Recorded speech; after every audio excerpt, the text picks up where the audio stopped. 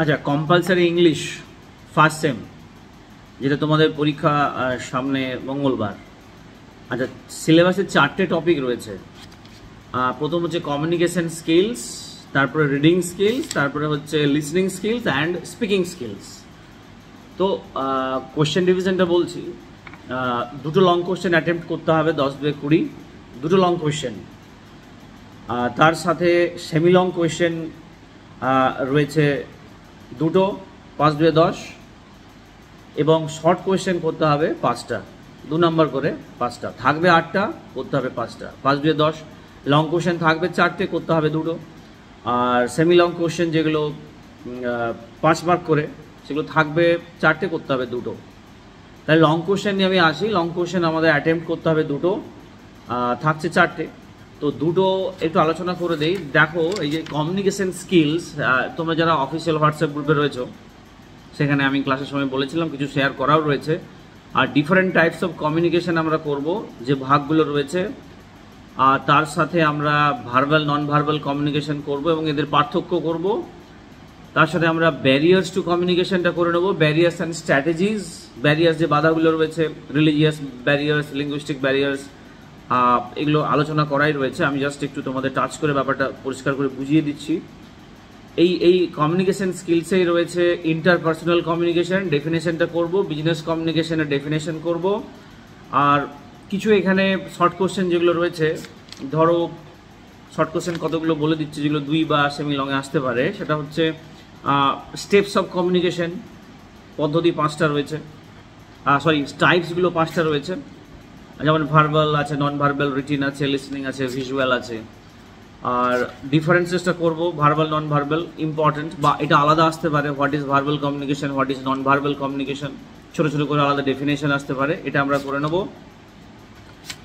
তার সাথে ব্যারিয়ার্স আগেই বললাম, সেগুলো semantic barriers, psychological barriers, organisational, cultural, physical and religious barriers.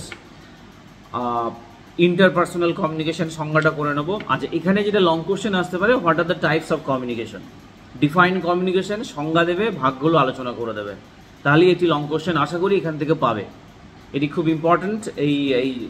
এটা লং কোশ্চেনের জন্য বললাম। আর শর্ট কোশ্চেন যেগুলো বললাম, তার মধ্যেই ছোটো ছোটো ডেফিনেশন 2 নম্বর করে নিও। আচ্ছা, এর পরে যেটা আমাদের আসছে, তবে এখানে ওই ছোটো ছোটোগুলো করে নিও। What is electronic communication, oral communication, barriers two communication, ছোটো ছোটো পয়েন্টগুলো করে নিও, একটু লিখে প্র্যাকটিস করে নিও, পরীক্ষার দেরি নেই। আর এটা সব স্ট্রিমের ক্ষেত্রেই একই সিলেবাস, সায়েন্স, আর্টস, কমার্স। আচ্ছা, এবারে আমরা আসছি রিডিং স্কিলস। রিডিং স্কিলসে মূলত 4টে রিডিং স্কিলস রয়েছে। একটা স্কিমিং, স্ক্যানিং, ইন্টেন্সিভ, এক্সটেন্সিভ। দেখো, মূলত স্কিমিং এবং স্ক্যানিং ব্যাপারটা একটু জানতে হবে এবং খাতায় বা পরীক্ষার খাতায় ছোটো করে লিখতে হবে। স্কিমিং, স্ক্যানিং যাদের কাছে রেডি করা নেই, তাহলে আমি আমাদের অফিসিয়াল গ্রুপে যেটা আছো তোমরা প্রায় 800 স্টুডেন্ট, সেটাতে আমি শেয়ার করে দেবো, বা অনেকেই পেয়ে গেছো, অনেক ফোন টোন করেছো, পেয়ে গেছো। তাহলে স্কিমিং, স্ক্যানিং নিয়ে একটু বলবো, ইন্টেন্সিভ, এক্সটেন্সিভ রিডিং বলবো। আর এই রিডিং স্কিলস এই আরেকটু রয়েছে এখানে, বা অন্য ভাগও থাকতে পারে, paraphrasing and summarising. Paraphrasing, summarising, কীভাবে প্যারাফ্রেজ করতে হয়, সামারাইজ করতে হয়, ছোটো ছোটো পয়েন্টগুলো একটু দেখে নেব। তবে স্কিমিং, স্ক্যানিং, রিডিং স্কিলসের ব্যাপারটা একটু খেয়াল করে দেখবো। এর থেকে বিশেষ কিছু নেই। আর এই পয়েন্টে এটাই করলেই হলো। তার সাথে সামারাইজিং আর প্যারাফ্রেজিং ছোটো ছোটো করে একটা 5-6 লাইনের নোট রেডি করব। তাহলে আমি দুটো আলোচনা করলাম, একটা হচ্ছে একটা কমিউনিকেশন স্কিলস, একটা রিডিং স্কিলস। রিডিং স্কিলসের 4টে ভাগ ভালো করে নিও। তার সাথে ছোটো ছোটো যদি নোটসও দেওয়া হয় করে নিও। আরেকটা রিডিং স্কিলসে যেটা সিলেবাসে রয়েছে, সেটা কম্প্রিহেনশন। কম্প্রিহেনশন মানে হচ্ছে আনসিন প্যাসেজ দেওয়া থাকবে, কোশ্চেন আনসার। ওটা কোনো বছর দেয়, কোনো বছর দেয় না। তবে ওটা না অ্যাটেম্প্ট করাই ভালো তোমাদের পক্ষে। অনেকে ইংরেজিতে এতটা নলেজ নেই, তাই এখানে কম্প্রিহেনশন করতে গেলে একটু সমস্যা হতে পারে। আননোন প্যাসেজকে পড়ে কোশ্চেন আনসার করতে হবে, তার থেকে কোনো উত্তর লেখা বেটার। এটা তোমরা ডিসাইড করবে। আরেকটি আমাদের এখানে ক্লোজ রিডিং একটা টপিক রয়েছে। হোয়াট ইজ ক্লোজ রিডিং, সিলেবাসে দেখবে হোয়াট ইজ ক্লোজ রিডিং। আমি তার এখানে পড়াবো না, মোটামুটি আইডিয়াগুলো বলে দিচ্ছি। হোয়াট ইজ ক্লোজ রিডিংটা করে নিও, যে 4টে ভাগ, তার সাথে প্যারাফ্রেজিং, সামারাইজিং, তার সাথে ক্লোজ রিডিং।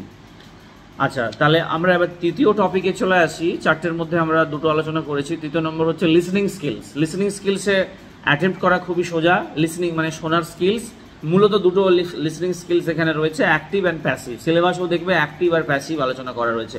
অ্যাক্টিভ প্যাসিভ নিয়ে মোটামুটি একটু আমরা লেখা রেডি করতে পারলে আমাদের ওটা হয়ে যাবে। একটু জেনে নিলে সংজ্ঞার মতো করে what is active listening, what is passive listening একটু করে নিও। তাহলে আমাদের যে বলেছিলাম 4টে লং কোশ্চেন, তাহলে এই লিসনিং স্কিলসে অ্যাটেম্প্ট করলে উত্তর লেখা সোজা হবে।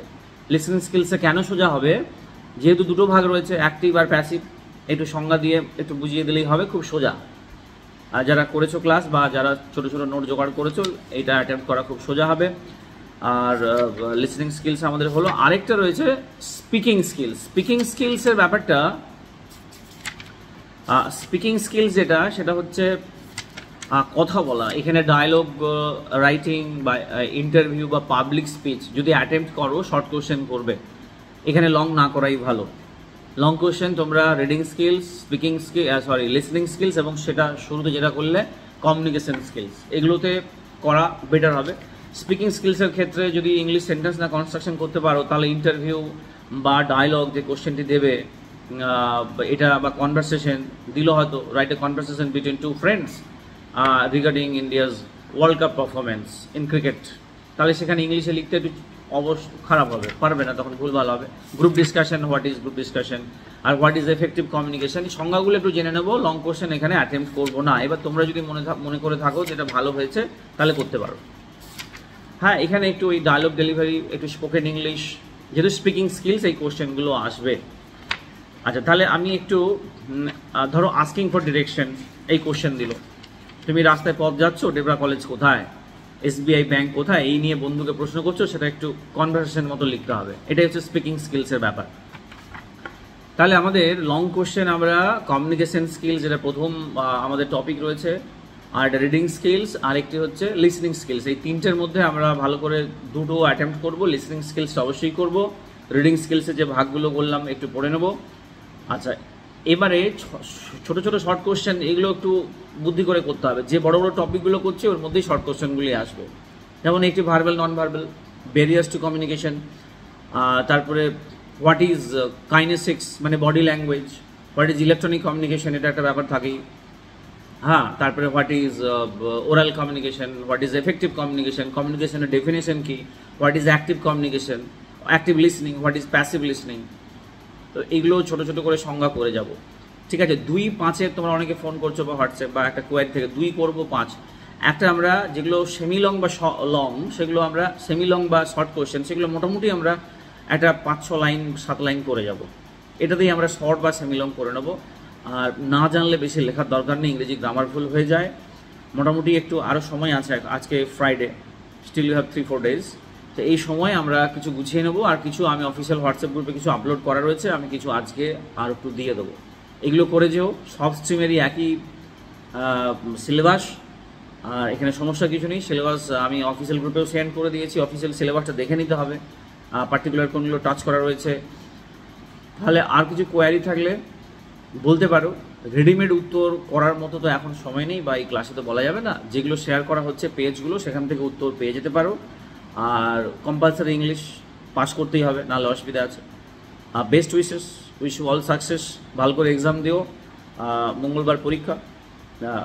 Thank you very much for listening to this, and share this video with all your friends so that it becomes very easier to you. Thank you very much.